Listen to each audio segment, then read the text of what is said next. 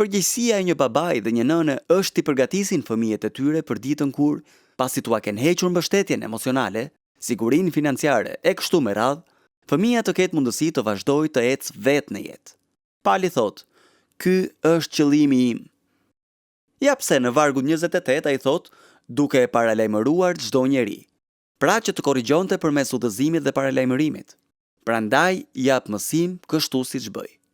Në të gjitha këto vende, ai dha mësim derisa e treti veten, jo sepse i pëlqente të dëgjonte zërin e tij, por sepse ishte i bindur për mesazhin.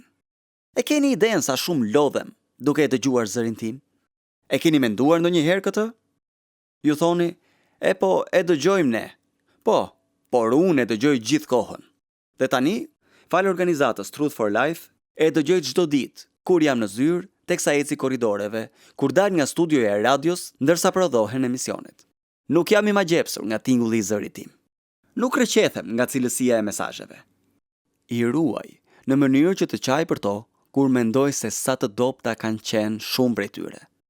Sepse çështja është kjo që thot ky varg, të cilin e kemi vendosur në një nga gurët e qoshes kur hym brenda.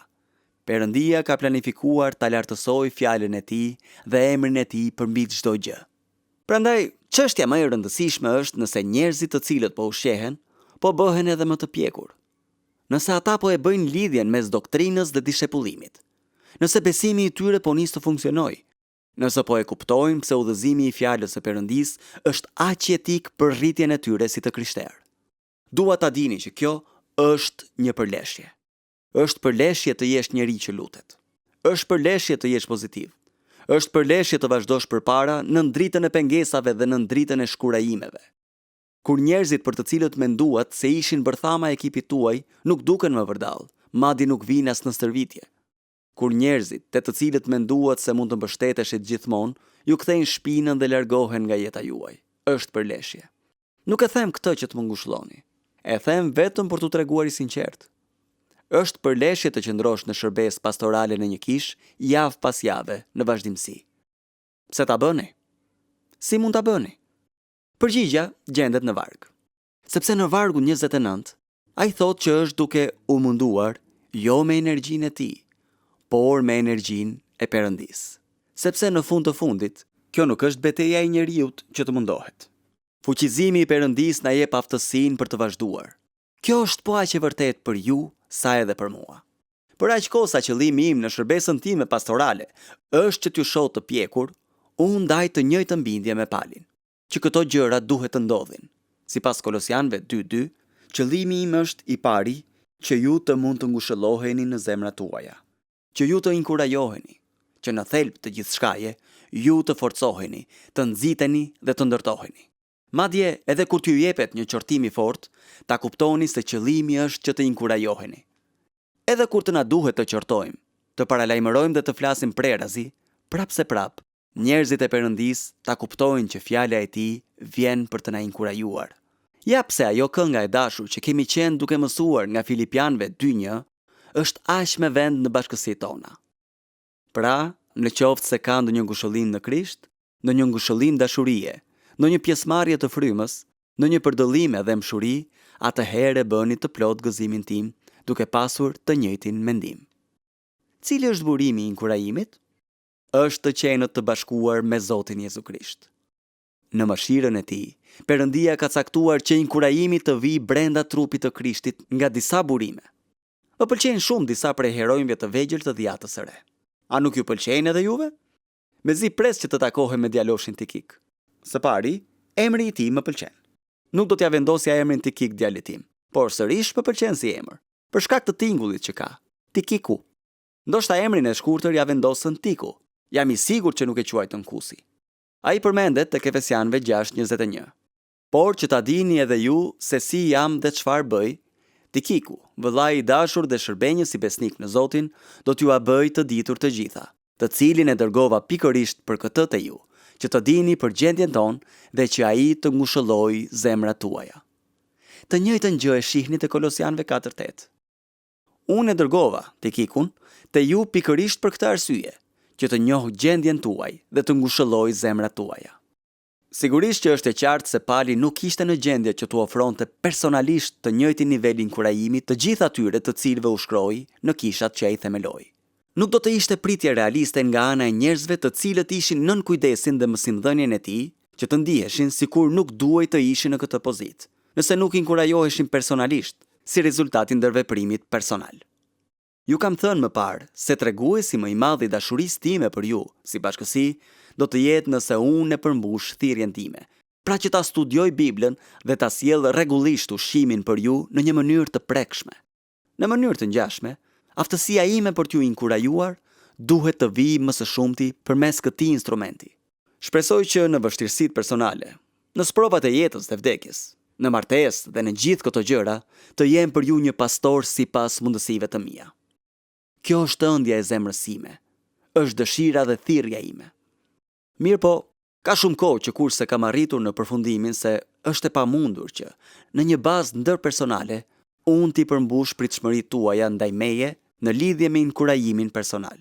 Duke e pranuar që kjo është një nga arsyet që Perëndia i ka motivuar pleqt e kësaj kishe, jo vetëm në përfshirjen e tyre personale në shërbesën pastorale, por gjithashtu që të më rrethojnë edhe mua me një ekip pastoral. Kështu, inkurajimi mund të vijë jo vetëm nga Pali, por edhe nga Tikiku, si dhe nga të tjerët. Sigurisht që nuk është e pazakontë që njerëzit të më thonë se kanë nevojë të flasin me mua. Është gjithashtu po aq e zakonshme që unë të them, a jeni të sigurt? Dhe kur ata më tregojnë se për çfarë duan të flasin, i drejtoj te dikush tjetër. Është shumë e vështirë që t'i bind se nuk jam thjesht duke u përpjekur ta lehtësoj veten nga barrat të cilat nuk dua t'i mbaj. Por, në fakt, kam një Tikik këtu, i cili mund ta trajtojë atë çështje shumë herë më mirë nga unë, dhe do të jetë në gjendje ta inkurajoj zemrën e tyre. Duke qenë se e di që ju doni të inkurajoheni, në fakt po ju ruaj, duke mos ju dhënë mundësinë të flisni me mua.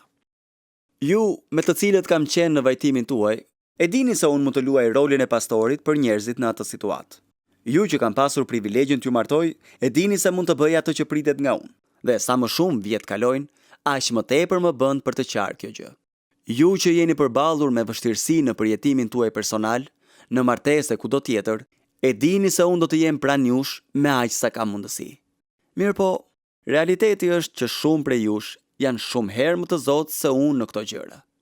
Ja pse përgjegjësia ime është t'i ndërtoj shenjtorët, që pastaj ju të bëni veprat e shërbesës. Prandaj, po të mos kem ardhur në shtëpinë tuaj, nuk është sepse nuk ju dua. Arsyeja është thjesht që nuk e di se ku jetoni. Dhe nëse nuk kam ngrënë një vakt me ju, nuk është për shkak se nuk ju pëlqej. Nëse kam ngrënë një vakt, nuk ka të ngjarë të ketë ndodhur sepse ju pëlqej më tepër nga të tjerët. E kuptoni? Arsyeja është thjesht që, në një farë mënyre, ka pasur raste të tjera të cilat kanë bërë që gjërat të ishin kështu. Me aq sa di unë, nuk kam miq të veçantë në kishën Parkside. Më vjen keq për ata nga ju që gjithmonë menduan se ishin tepër të veçantë për mua. Tani sapo zbuluat që nuk jeni. Në një farë mënyre të çuditshme, këtë po e them si inkurajim. Ju nuk jeni më pak të rëndësishëm për mua se sa herën e fundit kur ishim bashk, por jeni më të rëndësishëm se aq. Jam përpjekur me të gjitha aftësitë e mia që të jetoj kështu. Gjithsesi, mjaft fola për veten. Dua që të ngushëlloheni në zemrat tuaja. Dua që të jeni të bashkuar në dashuri. Këtë thot ai, të bashkuar në dashuri. Jo në një sentimentalizëm të dobët, por në një dashuri të formuar nga e vërteta, duke u siguruar që ne ta themi të vërtetën në dashuri. Efesianëve 4:15. Duke u siguruar që ne të jemi të bashkuar mbi bazën e kuptimit ton për të vërtetën e Perëndisë, si dhe mbi gatishmërinë ton për të thënë të vërtetën. Kurdoherë që brezi i së vërtetës nuk vendoset në armaturë, rezultati është përshtjellimi. Dashuria dhe e vërteta janë gjithmonë të ndërthurura. Është shumë e rëndësishme që ju t'i thoni të vërtetën njëri tjetrit, që kur keni shqetësime për një person tjetër, për një vëlla apo motor, të flisni me atë person. Është e rëndësishme që kur t'ju thuhet të vërteta, të reagoni me ndershmëri dhe të mos shtireni në heshtjen tuaj. Dështimi për ta bërë këtë gjë do t'i hap udhën një infeksioni të keq viral, i cili, herët avon, do të vërë poshtë trupin. Te Kolosianëve, Pali thot: dua që të inkurajoheni në zemrat tuaja, dua që të jeni të bashkuar në dashuri dhe dua që të jeni të plot në të kuptuarit tuaj. Në fakt, dy të parat përgatisin udhën për një të kuptuar të plot. A i thot, zemrat e ngushëlluara dhe të qenët të bashkuar në dashuri u hap udhën pasurive të kuptuarit të plot. Sepse nëse nuk jeni të ngushëlluar në zemrat tuaja dhe nëse nuk jeni të bashkuar në dashuri, do të keni një qëndrim të keq. Dhe kur keni një qëndrim të keq, nuk mund ta pranoni fjalën e Perëndis. Kur nuk mund ta pranoni fjalën e Perëndis, nuk mund të keni një të kuptuar të plot. E gjithë kjo përputhet në mënyrë të përsosur. Ja pse ne mundohemi fort që t'ju themi.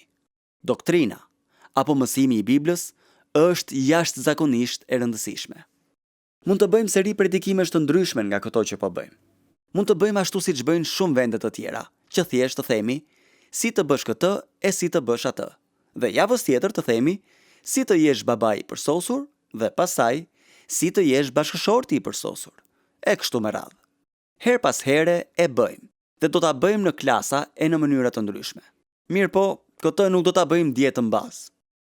Arsyeja është se edhe pse ka shumë burra që ndihen se ajo për të cilën kanë nevojë është një kurs se si të jenë bashkëshorti i përsosur ose si të jenë lloji i duhur i babait, në fakt ajo për të cilën ke nevojë është një kurs në doktrinën biblike.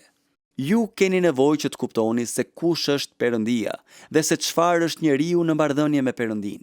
Sepse sapo të filloni ta jetoni këtë, sapo të filloni të kuptoni 3 kapitujt e parë të letrës drejtuar Romakëve, dhe të kuptoni që të gjithë njerëzit janë përgjegjës para Perëndis, dhe pastaj të kuptoni mrekullinë e drejtësimit, më tej të kuptoni se çfarë do të thotë të shenjtërohesh dhe të rritesh në hirin dhe në njohjen e Krishtit, pastaj të kuptoni se nuk ka asnjë dënim për atë që janë në Krishtin Jezus, dhe të kuptoni që të gjitha gjërat bashkëveprojnë për të mirë për ata që e duan Perëndin. Papritur, kur filloni ta krijoni gjithë këtë strukturë madhore, aftësia juaj për të qenë bashkëshort të baba, si dhe gjithë këto gjëra të tjera, do të marrin drejtim.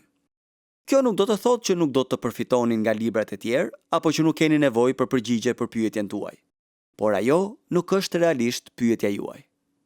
Në këtë moment, kisha në Shtetet e Bashkuara të Amerikës është një farë përjetimi i dorës së tretë. Një tufë strategjish pragmatike si të. Kisha është afër rrëzimit të saj. Kjo po ndodh sepse njerëzit nuk po kalojnë kohë për t'i hedhur si duhet themelet e doktrinës biblike. Menjëherë sa të shpërthejnë era dhe valët e të përplasen mbi këtë shtëpi, ajo do të rrëzohet me një shkatërrim të madh. Nuk është gjë shumë spektakolare të kalosh një kohë të tillë me themelet. Nuk është aq spektakolare të përjetosh një rritje kaq të ngadaltë. Nuk është edhe aq spektakolare që ti bësh gjërat në këtë mënyrë. Arsyeja e vetme është sepse qëllimi ynë kryesor është që ju të ngushëlloheni në zemrat tuaja, të bashkoheni në dashuri dhe të jeni të plot në të kuptuarit tuaj. Ja pse në vargun 4, Pali thot: "Dhe ju them këtë, që askush të mos ju gënjej me fjalë joshëse." A nuk është interesante kur fëmijët tuaj kthehen në shtëpi nga një udhëtim, një nga rastet e para kur shkuan në pazar ose në një treg fshatar dhe kishin pak para në xhep? Ata kthehen dhe të thonë se si bën një blerje shumë të mirë. Personi u kërkoi $15, pastaj tha që nuk do t'u merrte 15, por $12. Më pas e uli çmimin nën $12, derisa arriti në $5. Dhe fëmijët ju atregojnë sendin për të ardhur keq, që kanë blerë dhe ju kuptoni që ai nuk vlen as $1.50. Ata janë mashtruar nga fjalët lajkatare. Pra, çfarë bëni ju? Ju përpiqeni të flisni me ta. Të flisni për përjetimin dhe u tregoni, i udhëzoni dhe i maturoni, që të mos u ahedhin sërish. Shumë të dashur, kështu është edhe kjo gjë për të cilën po flasim. Ndërsa mendoni për udhëzimet e fjalës së Perëndis nga katedra e predikimit javë pas jave, sidomos kur nuk jam me ju, dëgjoni. Mësoni të shqyrtoni të gjitha mësimet mbi vërtetësinë e përmbajtjes së tyre dhe jo mbi bazën e paketimit tërheqës. Mësoni si ta vlerësoni mësimin në bazë të vërtetësisë së përmbajtjes së tij, jo mbi bazën e paketimit tërheqës. Asgjë nuk është më e rrezikshme se sa arsyetimi i dobët, i ndërthurur me të folurit shpejt. Nëse një bashkësi nuk është pjekur dhe udhëzuar në aspektet e doktrinës biblike, atëherë ata do të bien pre e arsyetimit të dobët, të ndërthurur me të folurit shpejt. Kënaqësia e shërbesës së pastorit. Mendimi i fundit për të cilin do të flasim është kënaqësia e shërbesës së pastorit. Cila është kënaqësia në shërbesë? ka kaq shumë kënaqësi sa mund të mbetemi këtu tërë ditën. Mirë po, kënaqësia që ai përmend në vargun 5 është shumë e qartë. Ai thot: sepse edhe pse në mish nuk jam aty, në frym jam bashkë me ju dhe gëzohem duke parë rregullin dhe qëndrueshmërinë e besimit tuaj në Krishtin. Ai përdor dy metafora ushtarake në këto folje apo ndaj folje. Rregulli të cilit i referohet Pali është rregulli i njerëzve të radhitur në ushtri. Ky rregull është e kundërta e shpërndarjes kaotike. Unë nuk kam shërbyer kurrë në ushtri. E kam dëgjuar baban tim derisa jam mërzitur tek më ka treguar për kohën kur ka shërbyer në ushtri. Prandaj ndihem sikur të kem qenë vet atje. Ama këtë e di. Në kohën e karantinës, në periudhën e trajnimit, nëse e di sakt, rreshteri nuk merr rekrutët dhe tu thot shokëve të tij: "E dini çfarë? Ky është Xhorxhi. Ai ka një qese me petulla. Ky tjetri është Fredi. Ai do të na sjell kafen dhe limonadën. Çfarëdo që t'ju pëlqej." Ajo që dua të bëni është kjo. Dua që të gjithë të mblidheni bashkë dhe të njiheni me njëri tjetrin dhe t'i tregoni gjëra njëri tjetrit. Dua që të filloni ta pëlqeni njëri tjetrin dhe të jeni si një grup i lumtur kampistësh. Pastaj, në fund, unë do të vi pas disa ditësh dhe kur të jeni të gjithë të bashkuar në mënyrë të përsosur, të inkurajuar dhe të përkushtuar, atëherë do të shohim nëse mund të shkojmë dhe të luftojmë. Të luftojmë realisht në luftë. Kjo është një ide qesharake apo jo? Çfarë bën rreshteri? Ai thot: "Dakor djema, mua më quajnë Fredi. Unë jam rreshteri juaj i parë. Ulu Jones dhe mbyllë gojen. Tani je në ushtri." Pastaj ai u kërkon një përkushtim absolut ndaj urdhrave të tij. Ai nuk e vret hiç mendjen nëse Fredi e pëlqen Billin apo nëse Billi do që ta kalojë gjithë jetën me Rodnin. Ai as që e mendon këtë gjë. Kjo ndodh sepse ai ka një betejë për të luftuar. Ka një ushtri për të disiplinuar dhe ata duhet të jenë të rregullt. Sapo të organizohen në rregullsi në urdhrat e oficerit, në bindje ndaj urdhrave që u jepen, ata dalin në luftë dhe e kuptojnë se kush është armiku real. Në këtë çast, ndodhin disa gjëra. Së pari, ata nuk luftojnë njëri tjetrin. Gjatë kohëve të armëpushimit, kur u jepet mundësia të luajnë ping-pong e tjerë, ushtrit mund ta luftojnë njëra tjetrën, por nuk mund ta bëjnë këtë kur janë në gryk të mitralozit. Sa herë që një kish lufton me veten, ju garantoj për një gjë me një siguri absolute. Kisha nuk po e dallon më armikun real. Ja një gjë interesante që ndodh. Nga ajo rregullsi dhe nga ai përkushtimi i bashkuar ndaj oficerit komandues dhe ndaj urdhrave, çfarë shihni kur shkoni në McDonald's dhe aty janë një grup pleqsh me kapelet e tyre plot medalione? Do të shihni që kur ata hapin portofolat, shpesh nxjerrin fotografi të vjetra nga koha kur ishin në ushtri. Fotografi me cepat e grisur të burrave të cilët nuk i kanë takuar për 45 vjet, të cilët i donin fort. Jo sepse të dy shkuan në të njëjtën shkollë. Jo sepse të dy kishin të njëjtat interesa në jetë. Jo sepse kishin një qasje të njëjtë ndaj gjërave, por sepse ishin thirrur të shërbenin nën të njëjtat urdhra. Doni të kuptoni se çfarë do të thotë të jeni përsosmërisht të bashkuar në një mendje? Nënshtrojuni oficerit komandues dhe kushtojuni vëmendje urdhrave që janë lëshuar. Do të bësh miq si kurrë më parë. Do të zini miqt më të mirë që keni pasur ndonjëherë në jetën tuaj. Do të bëni miq për përjetësinë. Qëndroni të palëkundur. Ai thot: "Jam shumë i kënaqur. Jam shumë i kënaqur teksa shoh sa të rregullt jeni dhe jam i ngazëlluar të shoh sa i qëndrueshëm që është besimi juaj." Na mbaroi koha. Gjithmonë lutem për një gjë për fëmijët e mi. Gruaja ime e di, sepse kjo tashmë është kthyer në një klishe në lutjet e mia. Jam i sigurt që edhe ju keni klishe në lutjet tuaja. Mirë po, kur unë lutem për fëmijët e mi, gjithmonë lutem për të njëjtën gjë. Lutem edhe për gjëra të tjera, por gjithmonë lutem kështu. Zot, të lutem që fëmijët e mi të mund të rriten duke të dashur ty dhe duke të shërbyer ty. Çfarëdo tjetër që të ndodh, kudo që të shkojnë, çfarëdo ndikimi që të kenë, çfarëdo gabimesh që mund të bëj unë, çfarëdo dështimesh që mund të kem si baba, lutem që në mëshirën tënde të madhe, ata të rriten thjesht duke të dashur dhe duke të shërbyer ty. Kjo është pikërisht ajo për të cilën lutem për fëmijët e mi këtu në kishën Parkside. Çfarëdo tjetër të ndodh, lutem që ju të rriteni duke e dashur Zotin Jezus, ashtu siç po bëni tani. Kënaqësitë më të mëdha në shërbesën pastorale, në vetdijen për pamjaftueshmërinë tonë për këtë detyrë, është që të sigurohem që fëmijët tanë po ecin në të vërtetën. Në provanin dhe mirësinë e tij, Perëndia më dha një inkurajim të vogël në lidhje me këtë çështje. Madje që pas takimit ton të parë. Dikush erdhi pas meje si për shkallëve në zyrën time.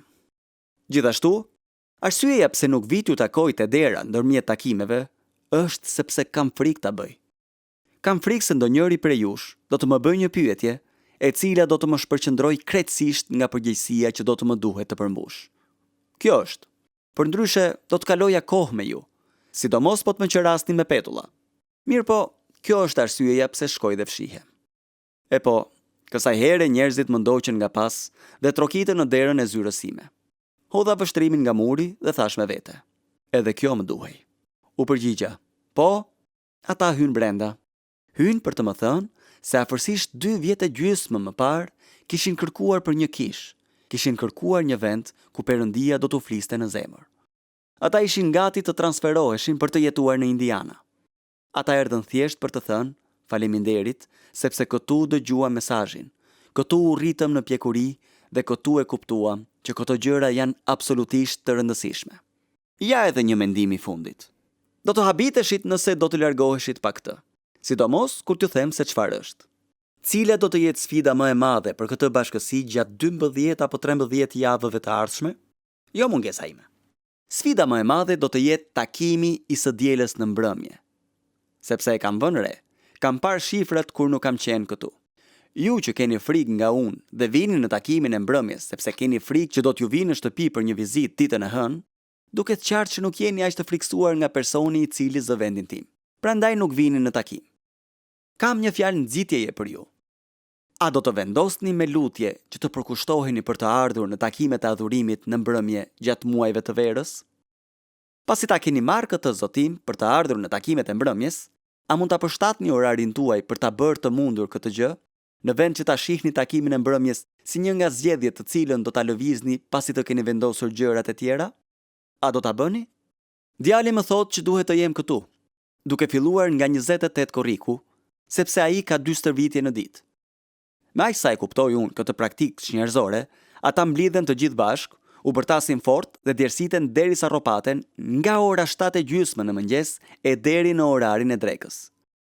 Pastaj shtrihen në dysheme për afërsisht 45 minuta dhe pastaj çohen. Pasdite, ata djersiten sërish për 4 orë të tjera. Kjo është stërvitja 2 herë në ditë. Duket qartë që ai mezi e pret këtë. Më lini ta kuptoj këtë. E bëni këtë gjë për të harbuar pas një topi të premte në mbrëmje, apo jo? Do të merrni 1 muaj nga jeta juaj. Do të merrni çdo ditë nga jeta juaj me përjashtim të së shtunës dhe të dielës. Do t'i kaloni shumicën e orëve të ditës me qëllim që të jeni në formë, gati, të bashkuar, të keni kuptuar skemën e lojës dhe të keni besim te trajneri. Provojeni. Këtë do të bëj babi. Unë ja ktheva. Do të doja ta bëja atë lloj përkushtimi dhe ta zbatoja në jetën time, në leximin e Biblës, në lutje dhe në bashkësi me popullin e Perëndisë. A do të përkushtoheni ndaj 2 takimeve në një ditë? Le të lutemi. Perëndia dhe Ati ynë, ne të falenderojmë për fjalën tënde, që ajo është një llampë që ndritshon shtegun ton. Ajo është ushqim për shpirtin ton. Të falenderojmë për shembullin e mrekullueshëm të apostullit Paul, për modelin e tij, për misionin që ti dhe ati, për mesazhin tënd, për metodologjinë që nuk të linte shumë bresa në kohën e tij, dhe po ashtu edhe në kohën tonë. Faleminderit për qëllimin e tij të qartë, që njerëzit e tij të ngushëlloheshin në zemrat e tyre, të bashkoheshin në dashuri, të kishin një të kuptuar të plot. Kështu qoftë. Faleminderit Zot, për mënyrën se si ai pati mundësi të nxiste ata. Duke shpallur kënaqësinë e tij, ai tha: gëzohem duke parë rregullin dhe qëndrueshmërinë e besimit tuaj në Krishtin. Zot, teksa hedh vështrimin mbi njerëzit e mi sot, edhe unë them të njëjtën gjë. Sa gëzimi mrekullueshëm që është të shoh jetë të përputhura me të vërtetën tënde, të radhitura nën kryesinë tënde, të nënshtruara ndaj urdhrave të tua të prera dhe të palëkundura për kauzën e Ungjillit. Për këtë qëllim, ne lutemi që të derdhësh frymën tënde mbi ne. Na shpëton nga krenaria, na shpëton nga shkurajimi, na mbaj në shtegun e duhur që në çdo rast të jemi ndihmë dhe jo pengesë për njëri tjetrin. Zoti na bekoft dhe na ruajt. Zoti bëft që të shkëlqej fytyra e tij mbi ne dhe u tregoft i hirshëm me ne. Zoti ktheft fytyrën e tij mbi ne dhe na dhënë paqe, sot e përjet. Amen.